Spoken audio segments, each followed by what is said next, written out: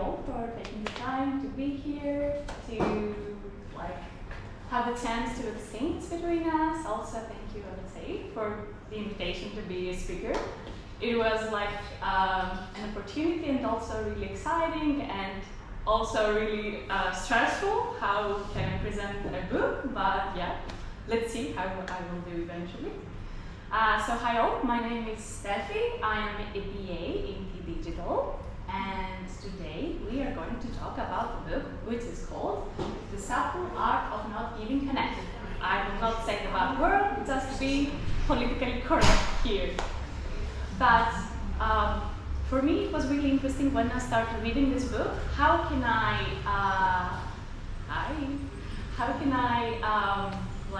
have a book that it will give me some suggestions for my life that has such a negative title? And it might be also something that you also wonder, how we should read something that it gives us the opportunity to master the art of not giving some interest and some F for our word. It's really strange. So what this person does, the author is called Manson. We will call him Mark, just to feel that we have him around us in our group, that is one of us. So what Mark does is that it takes some negative aspects, negative suggestions, negative advices. It gives us a story. It might be his story, of a popular person's story, or some of his relatives and friends. And with this story, he tries, and the negative suggestion, to derive a positive advice and try to poke us to see life with a different perspective. So, in fact, we may have this negative title, but we can go to the next slide. We can see that we can translate and rephrase a bit the title, and we can say that we were going to talk about the subtle art of giving an F to what really matters. So it's something negative, but we will do it in the positive way. And as Mark uses a lot of stories in his book, I will start my presentation with a story which is real, it happens. And 1 week ago, we were with our units in a great team building event. We were in a winery, and we had a tour there, then some wine tasting, and we were discussing about our lives. And someone asked me, how is your presentation about Tea Book Club? And I said, really interesting question, I have not started anything yet. And he said, how you will captivate the interest of the people? And I said, maybe I can say a bad Russian word. And everyone laughed. Okay, it was wine in all of this discussion. And then this week, when I started creating the presentation, I had also this question, how can I start?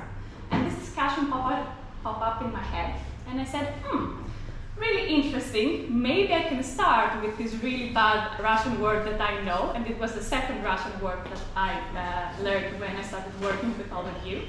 But I will use it in a manner that Mark does in his books. So we can go to the next page. I don't know if I have written correctly or not. It's Google Translate, so I do not pronounce it again for political correctness. But what I wanted to say with that is, for me, that I'm not Russian. It's just a neutral word, just a consequence of 6 letters. It doesn't mean anything to me. So as the events in our life, it's something that's neutral, as this word, but we as people give meaning to that. We can give a positive meaning, we can give a bad meaning. So this word, as I learned, we can use it for positive, which is, yeah, perfect. And someone of my colleagues said I can use it to say that the organization was super, to my BA colleagues, Nastia and Konstantinos. I used it. They laughed. I hope it was, I just wanted to express my positive feelings, but also we can use it for negative. Just like the other day, I was going out of my house, it was pouring rain. I don't have an umbrella, I will be wet. I think this word will also really sum up my situation.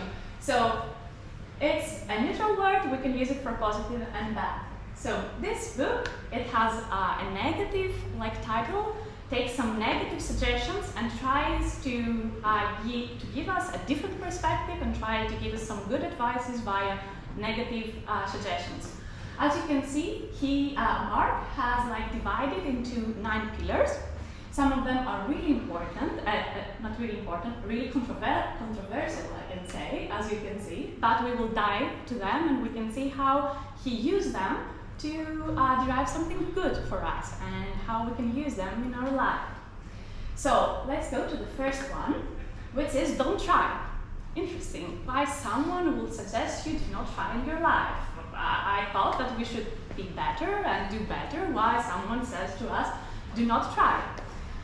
In fact, Mark used that from the novelist Mark Bukowski. It was his saying. He wrote that also. He really liked the slogan, so he wrote it in his grave, so in the stone. It says, says Bukowski, don't try.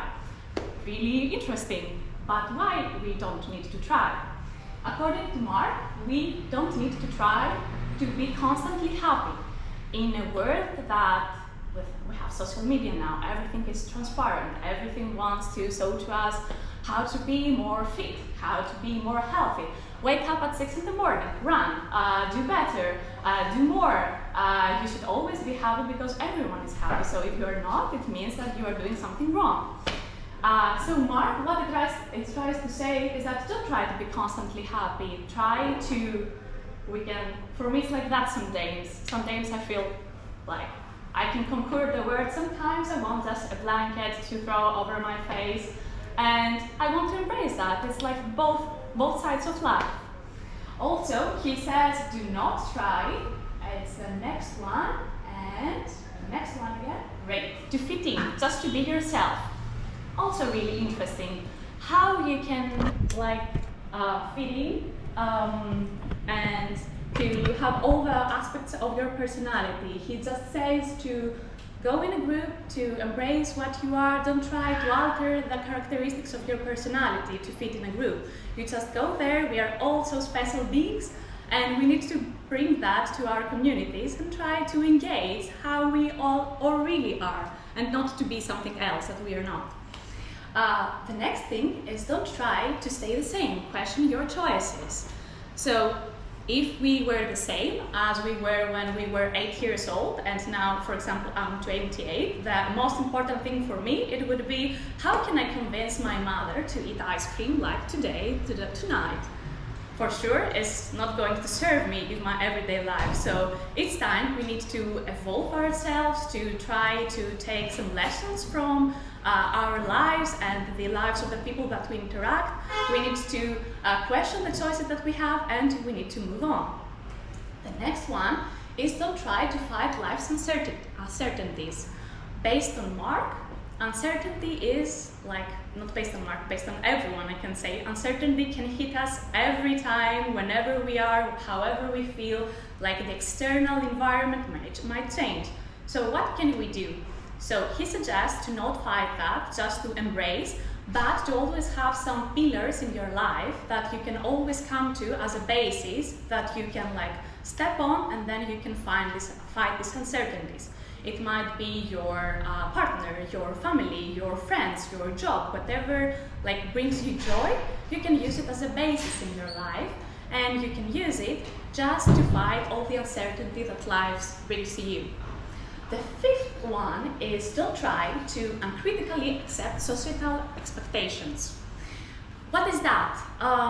We live in a society, and some customs and some values are brought into us when we are kids from the grown-ups. What it suggests Mark to do is to always try to see what society does, to try to criticize based on your values and see if you would like to take that or to remove it from your life. For example, in Greece, we have this, our grandparents have this tradition, when someone is dead, like your father, your mother, or your spouse, you should wear black clothes from the head to toes for 3 years. It's something that suits them, great, but for newer generations, they understand that they don't mean something for them, so they just remove it from their everyday life and we just don't have it anymore. So this is something else that Mark says to us. Please try to critically see what society does and expects from you, and keep what you want and what fits you the best. Now, the next pillar, it would be something that we will go a little bit later. So, I had this idea that we are a community. We will talk about self-guiding book. It has some advices. And I had the idea, if we would like, to take these pillars and these advices, and we can, I created a vote, and we can all vote what do we think from these advices is the best for each pillar, and then at the end we can have the best, the ones that everyone thinks that it is the most important, and have our own guidebook. It would derive from us today. So yeah, it's voluntary. I don't know if you like it or not, but yeah, let's give it a try. Cool. The next one would be happiness is a problem. Again, I thought happiness is the goal of life. Why happiness should be a problem? So in fact, it's the question why everyone wants to be happy all the time. Why we have this need to and want to be happy all day, every day, all year round. It's my favorite topic. It's the family. It's a family? It's the family. It's hormone which we want to be happy.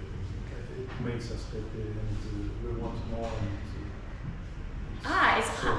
Okay. It's a circle. So okay, that's good.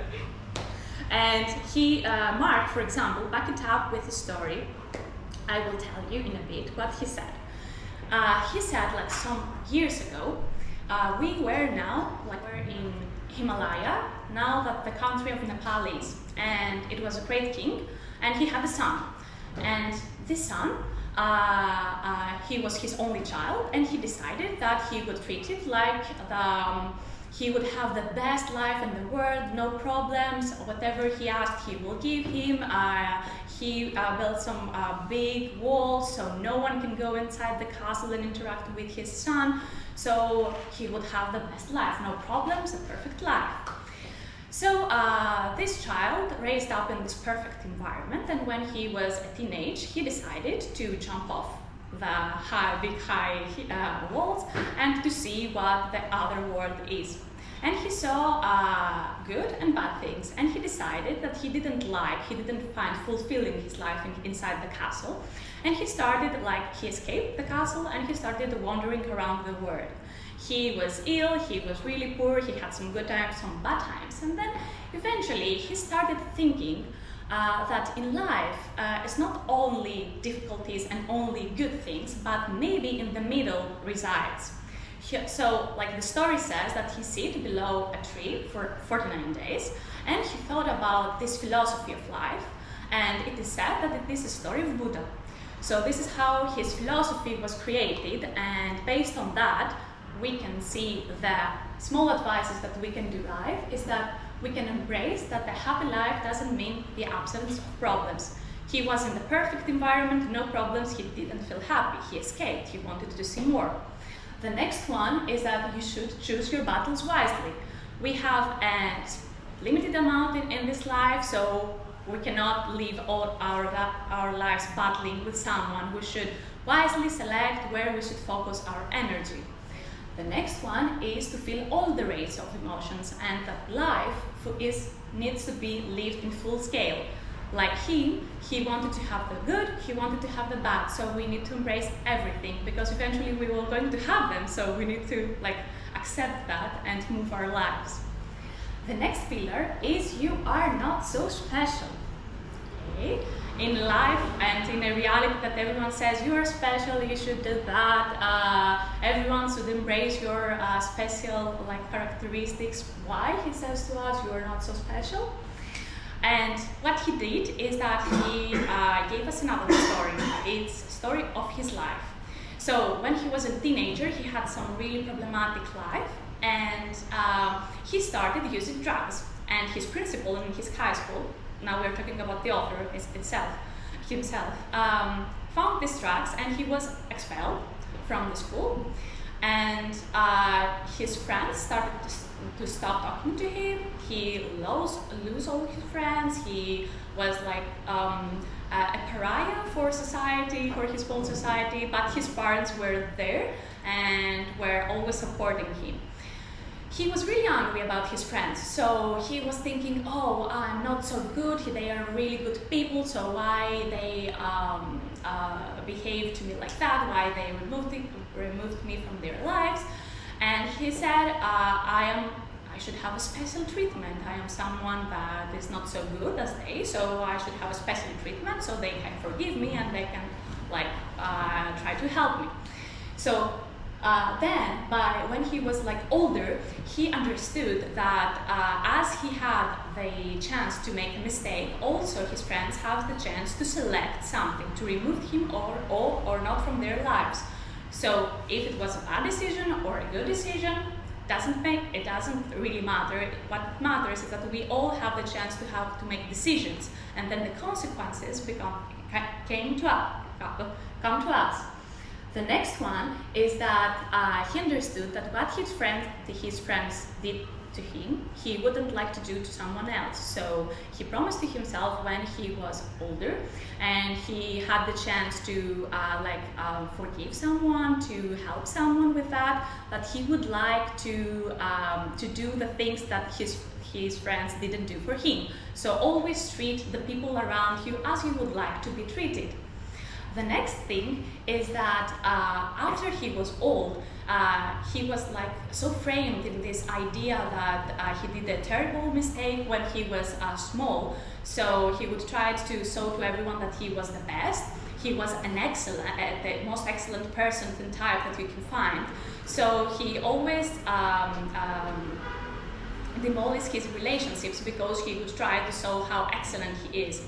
So what he says to us is, don't be framed by the idea of excellence. It doesn't happen. It doesn't exist, basically. So you shouldn't be afraid to do more, to be the most excellent person that you can be. Try to do your best, and we can see from that point of view when this will lead you eventually.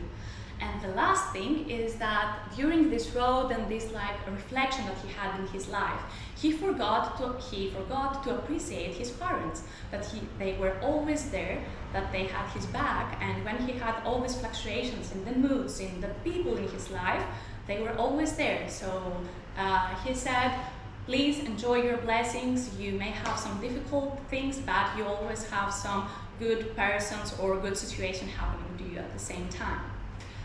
The next one is the value of suffering. Also really interesting. Why should I suffer? I mean, I'm in pain? No. And he had a story, but in fact, I decided to bring my story and how I had this lesson in my life. 1 year ago, I lost my grandmother. She was the most loving, caring, and kind person that I have ever met.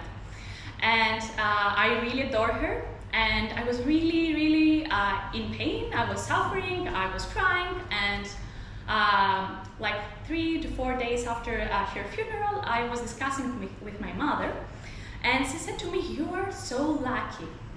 And I said, "Really? I'm in pain. How can I be lucky? I lost my grandmother." And she said, "Yes, darling, you are so lucky because you get to love a person in your life so deeply. So all what you feel is unexpressed love, is you suffer because you loved her the most, and some people don't get to live that in their lives. So you're really lucky that you had the chance to interact with the person so deeply."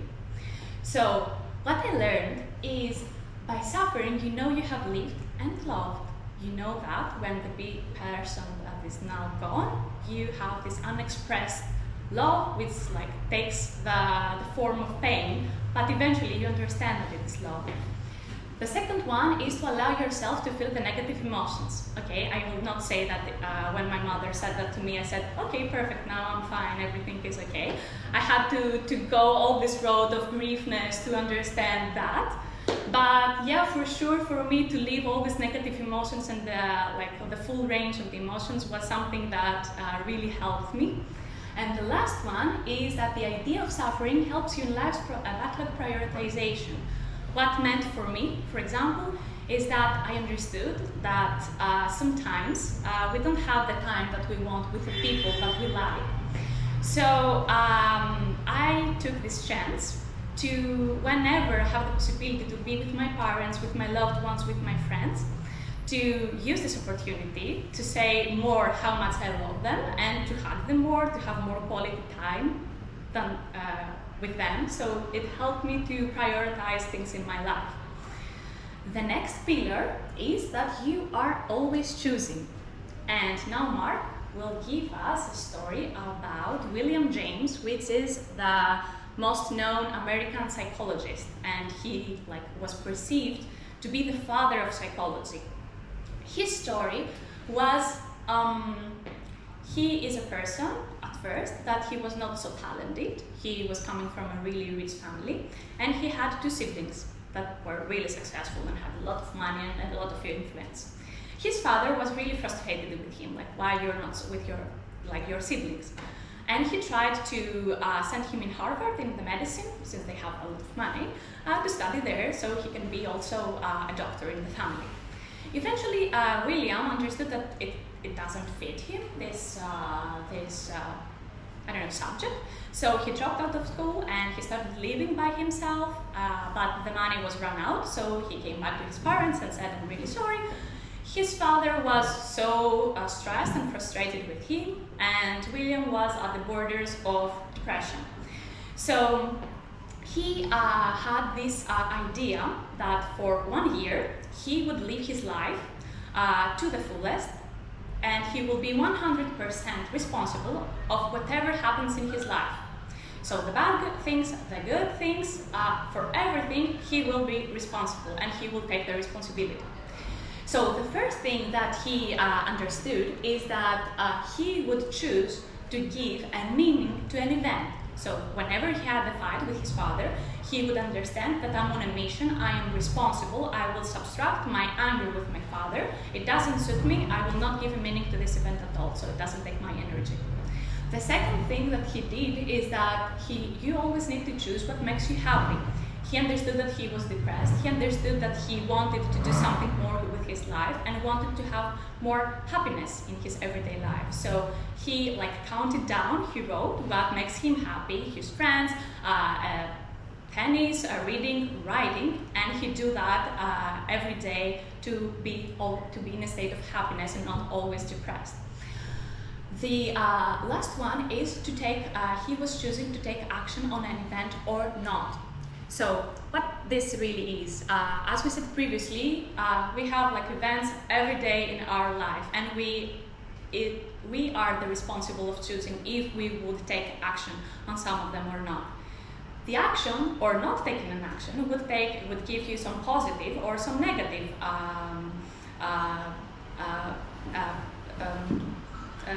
circumstances. Yeah, thank you.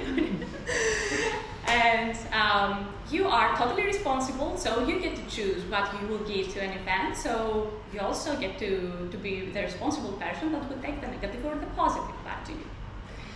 The next pillar is that you are wrong about everything, and so do I, and so do every one of us. And the first thing is that you should question, it's the next one, your knowledges. I think it's understandable. Some years ago, everyone thought that the Earth was flat. 5 years ago, someone thought that California was an island. Some doctors in the medieval times cut some person's arms because they thought that this would cure the person. So for sure, we always need to question our knowledges. The next one is that you don't need to derive conclusions without having the whole picture. So sometimes I think every one of us had an experience like that. You see something happening, for example, a person running towards another person, pushing him away, and this person falls down, and your first initial thought is, he's so rude, he might be a thief. It's all negative, the first glance that you have. But if you take a closer look, you may see that this person ran towards the other because a brick was falling from a building. So you always need to question your first initial thought and to try to have the whole picture and the whole idea behind an event. The third one is that you need to lean into the unknown. How you can question whatever you know, just lean into the unknown. Like for me today, it was the lean into the unknown. I didn't know how it will turn out, this presentation, but I think it's good. So yeah, do that, and then you can decide if it was good for you or bad for you. The next one is that failure is always the way forward. And we can go to next and to next. And for these two, we will take the example of a baby. Well, I think baby is the most perfect example for that. So you have a very cute baby, he's crawling and he wants to start walking. What he doesn't know that by standing up he will fall, so he gives it a chance. He stands up, he falls. Okay, in our, as adults, we will not do it again because we were hurt, we were scared. What the baby does is that it was in his legs again and again and again, and a series of failures for him eventually leads to a success, and we have walking people now. We don't have people crawling around. The next one is the importance of saying no, and it was really interesting because Mark gave another story of his life, and it was about Russian people in St. Petersburg, really. And he said that when he was in his lowest life, he sold everything he owned and he wanted to travel around the world. One of his stops was in Russia in 2011 in St. Petersburg, and he lived there for a couple of years. And he said the first thing that he really noticed there is that the people are really honest. They tell you what they want to tell you, good or bad, but doesn't give an emotion to that. They just say, I believe that. They doesn't mean that they like you or they don't like you. It means that they wanted to honestly say what they think. And he said his really first raw experience with that is that he was in a coffee shop with a Russian girl, and he was talking about something, and the Russian girl said, what you say is wrong, and I would like to stop this discussion with you. And he said, in more Western more Western countries like America, he was from America, we don't have that. We have this fake polite, we don't say that. And at first glance he said, okay, I have not experienced that before. But at the second glance he found really relieving to hear from a person the honest opinion of him without a real emotion. He said, he quoted she said to me, she was saying, oh, you have a wrong number of shoe. So it was so easy for her.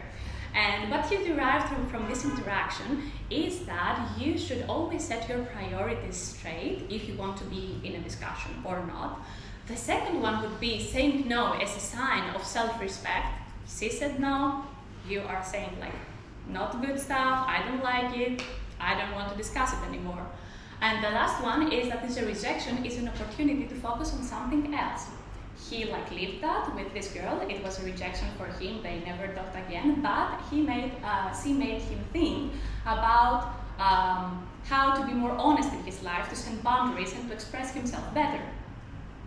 The next one is that really positive thing, and then he died. Okay, we can close now the round. No, it's the two advices that we can see is that we have a time limit in our life, and this is exactly what it gives meaning to us all.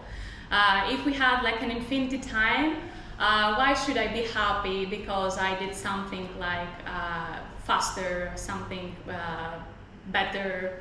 I would have the whole time to perfect that. So time really gives the meaning to our lives and a purpose to that. And eventually that the finish is the same for us all. If you are poor, if you are rich, if you are from Africa, if you are from Europe, if you are from whatever, we have the same ending. So it's really relieving to know that we are so set the same that eventually at the end we will going to have the same ending. So it doesn't matter to argue in a level like this is mine, no, this is yours, because eventually we are all going to die, and this is a fact. We cannot argue with that.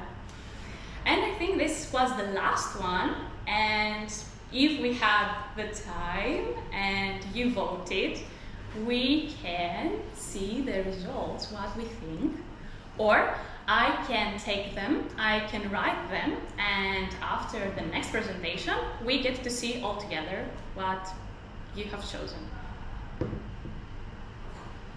And for sure, I can take some questions. I don't know, we have questions. We don't die.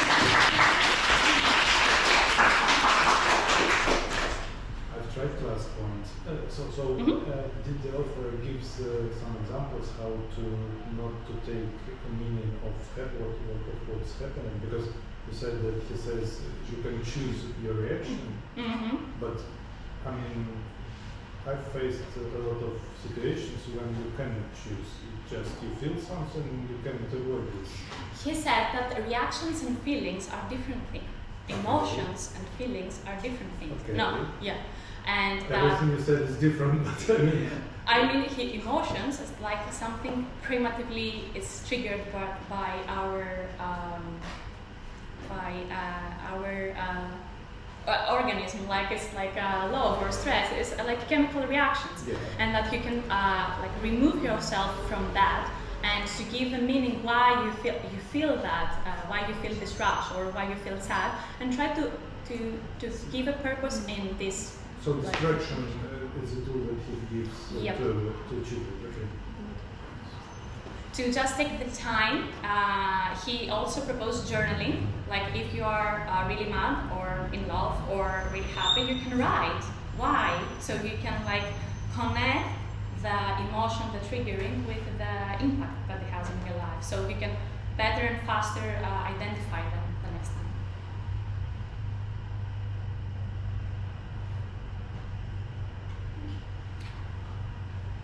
We'll see.